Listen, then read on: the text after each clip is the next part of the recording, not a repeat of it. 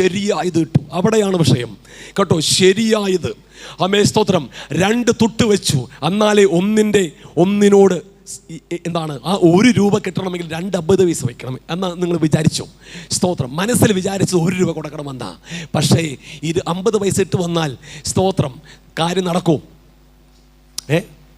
വീട്ടിൽ നിന്ന് ഇറങ്ങിയപ്പോൾ 1 രൂപ ഇടണമെന്ന് വിചാരിച്ച ഹൃദയത്തിനകത്ത് ഇറങ്ങിയത്. പക്ഷേ ഇവിടെ വന്നപ്പോൾ 50 പൈസ ഇട്ടു. ഞാൻ പണം കൊടുക്കുന്നത് ഇവിടെ നമ്മുടെ കവറിനകത്ത് പൈസ ഇടുന്ന കാര്യമല്ല പറഞ്ഞത്. ഈ 50 പൈസ ഇട്ടു. സ്തോത്രം. അപ്പോൾ കാര്യം നടക്കൂ. ശരിയായോ? ഹൃദയം ശരിയായോ? പ്രവൃത്തി ശരിയായോ? രണ്ടും വ്യത്യസ്തമായി നിൽക്കുക. അപ്പോൾ ഒരു തയ്യാറെടുപ്പോടുകൂടിയ സൗദി ആലയത്തിൽ വന്നതെന്ന സാരം. കാരണം എന്താണ്?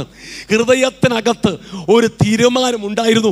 ആ തീരുമാനത്തെ പൂർത്തീകരിക്കുന്ന നിലയിലുള്ള ഒരു തയ്യാറെടുപ്പ് ആലയത്തിൽ വന്നപ്പോൾ നടന്നതല്ല, ആലയത്തിൽ വരുന്നതിന് മുന്നമേ നടന്നിട്ടുണ്ട്. കാരണം 1 കാശിന് തുല്യമായ 2 നാണയത്തൊട്ട് ഇടണമെന്ന് അവൾ ഉറപ്പിച്ചു വെച്ചു. അവൾ ദരിദ്രയായതുകൊണ്ട് അവൾക്ക് സ്തോത്രം കൂട്ടിവെച്ച് കൊടുക്കാനേ കഴിഞ്ഞുള്ളൂ.